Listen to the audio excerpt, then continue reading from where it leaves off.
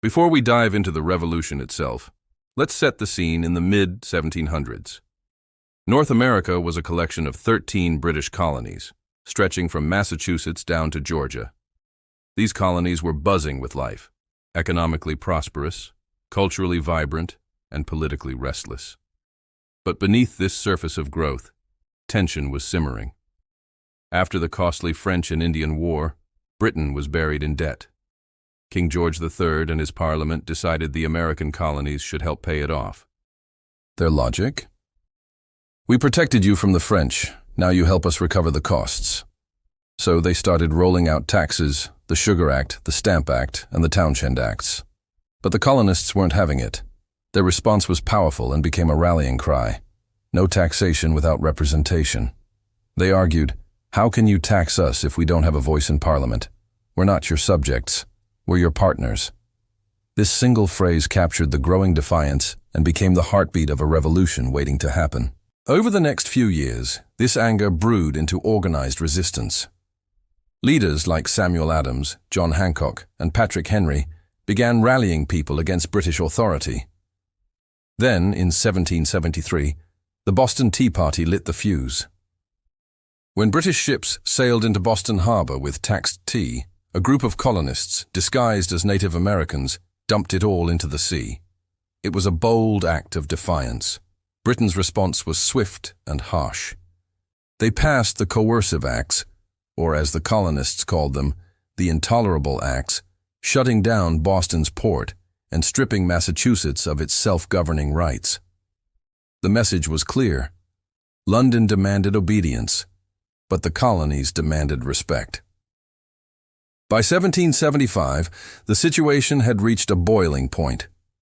British troops marched towards Lexington and Concord to seize weapons from colonial militias. On April 19th, as the Redcoats advanced, they were met by determined farmers and militiamen. A single shot rang out. To this day, no one knows who fired it, but it became known as the shot heard round the world. The American Revolution had begun. What started as small skirmishes quickly grew into full-blown battles. Militias from different colonies began to unite under a common cause, to resist British tyranny. Shortly after, the Continental Congress in Philadelphia appointed George Washington as Commander-in-Chief of the new Continental Army. Washington was more than just a general. He was a tall, calm, dignified leader who became a symbol of unity and hope, ready to fight for something much bigger than himself. As 1776 rolled in, the idea of complete separation from Britain, once unthinkable, started to feel inevitable. Thomas Paine's fiery pamphlet, Common Sense, spread like wildfire. He wrote, "It is absurd for a continent to be perpetually governed by an island." His powerful words inspired thousands to look beyond their loyalty to the king. Meanwhile, in the Second Continental Congress, the debate was fierce. Some delegates still hoped for reconciliation, but others, like John Adams and Richard Henry Lee, demanded independence. Finally, Lee proposed a motion that these united colonies are and of right ought to be free and independent states. It was a declaration of political birth. Then came July 4th, 1776. The Continental Congress adopted a document that would change the world forever, the Declaration of Independence. Drafted mainly by Thomas Jefferson, its opening lines are immortal. "We hold these truths to be self-evident, that all men are created equal, that they are endowed by their Creator with certain unalienable rights, that among these are life, liberty, and the pursuit of happiness."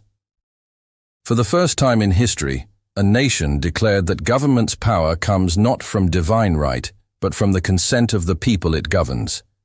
When the declaration was read aloud in Philadelphia, bells rang, soldiers cheered, and patriots wept.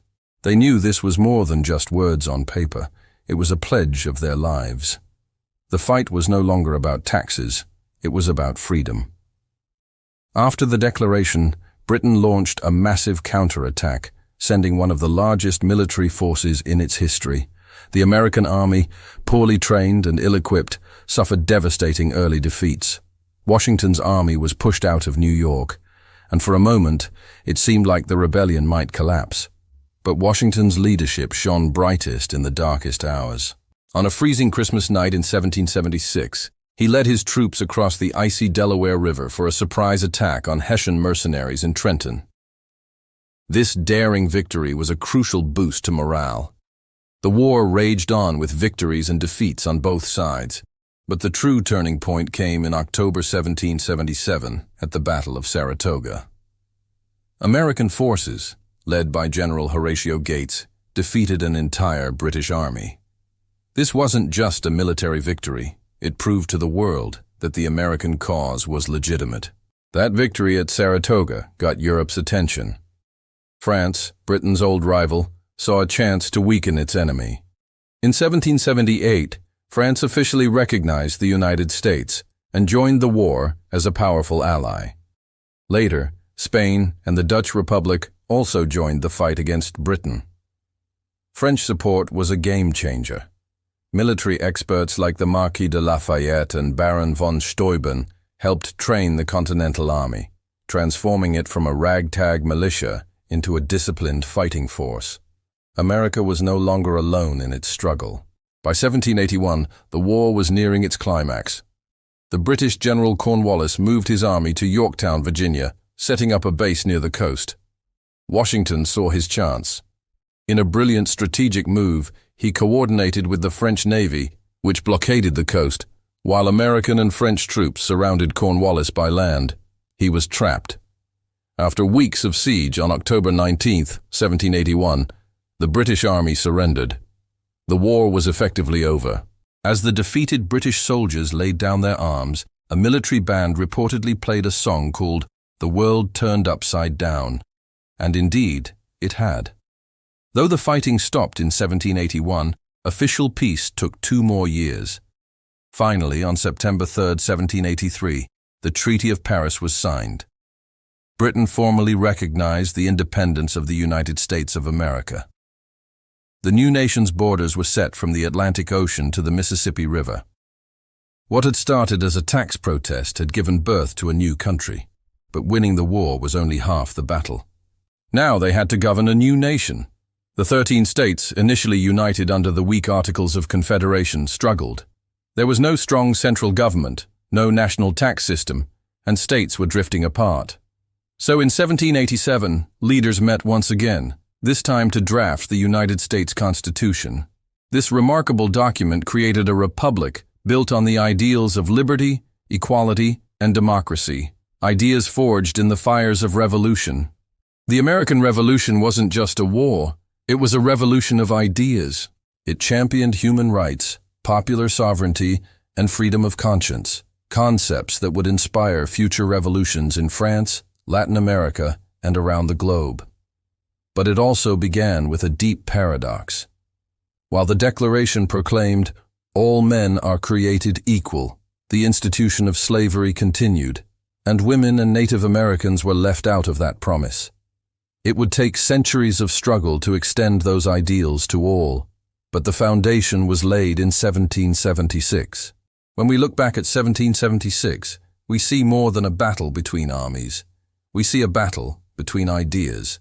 It was a clash between submission and self-determination, between monarchy and democracy. 13 small colonies took on the mightiest empire in the world, and won. Not because they were stronger, but because they were united by a powerful belief. The American struggle teaches us that freedom isn't given. It's earned through sacrifice, courage, and unity. It reminds us that revolutions don't start with guns. They start with ideas that question injustice and dream of a better world. Every generation in every country faces its own 1776, a moment to decide whether to simply obey or to stand for what is right. And as history shows us, those who dare to stand are the ones who change the world. Thank you so much for watching. If you found this journey through history inspiring, don't forget to like, share, and subscribe for more stories that shaped our world. See you next time.